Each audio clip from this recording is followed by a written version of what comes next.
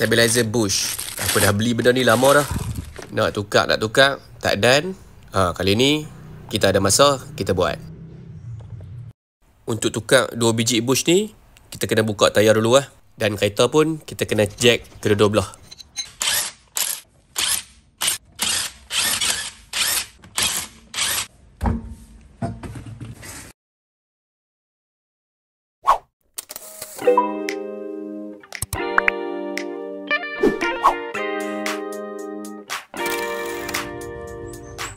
Assalamualaikum guys.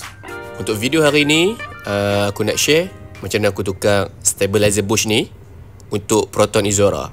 Untuk kereta ni stabilizer bush memang tak pernah tukar lagi. So ni stok daripada kilang.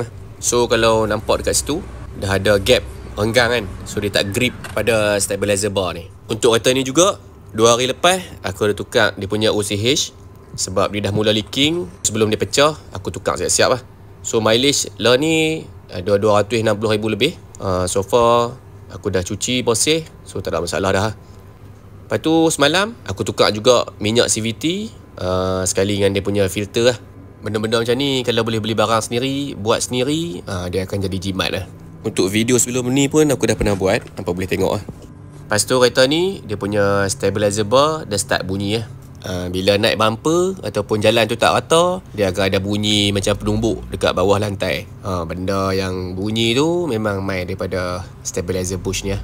Untuk bush ni memang kena tukar kiri dan kanan lah. Ok, mula-mula kita kena buka dulu bracket dekat bawah ni. Tapi sebelum tu kita lepaskan dulu stabilizer link ni. Cara nak buka link ni pun aku dah tunjuk dekat video lama, hampa boleh tengok lah. Ok, bila kita dah lepaskan kedua-dua belah kiri dan kanan dia punya stabilizer link ni, so dia ada free play macam ni, baru kita boleh buka dia punya bracket dekat bawah ni. Buka juga kiri dan kanan. Alright, yang sebelah kiri dah settle. Ini dia punya bahagian tapak dia.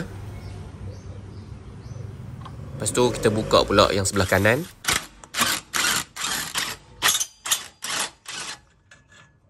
Alright. Kemudian untuk kita dapatkan ruang untuk kita buka skru pada bush nanti, aku guna pry bar, aku tior kat bahagian ni, kemudian aku selit satu soket, tak kisahlah saiz 17 pun boleh. Ok, dah ada ruang. So jom kita buka bush ni. Sorry lah geng, video hari ni memang tak kemas sikit lah sebab aku tak ada tripod. So aku guna hang tangan je.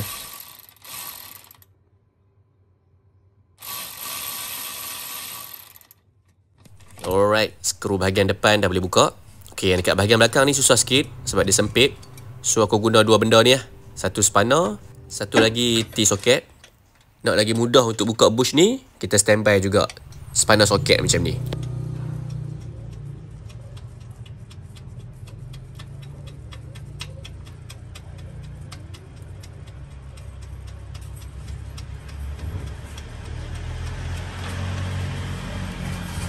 Alright, nice.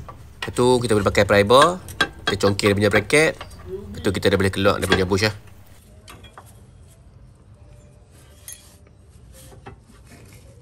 Ok, ni bush lama. So kita tukar bush baru lah.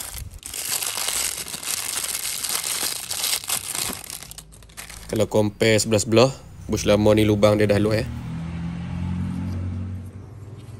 Untuk masukkan bush ni mudah sebab dia terbelah. Lepas tu just masuk macam tu je dekat bar ni. Pasang dia punya bracket, lepas tu kita kunci ketat lah.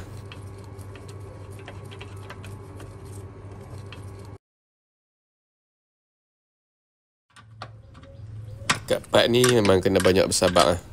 Kita buat pelan-pelan, janji settle.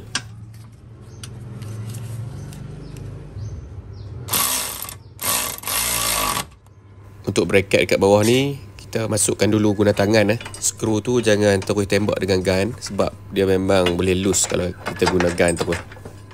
Alright, lepas tu kita tembak dengan gun, kunci sampai ketat lah. Buat benda yang sama juga untuk sebelah kanan. Aku video tak sempat nak ambil, so buat benda yang sama je. Lepas tu kita pasang balik apa yang kita buka lah. Right, settle.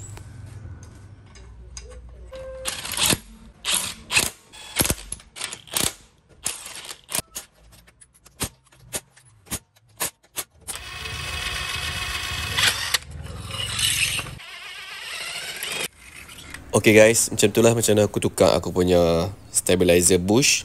Aku harap video ni bermanfaat. Kita jumpa lagi dalam next video. Assalamualaikum. Bye-bye.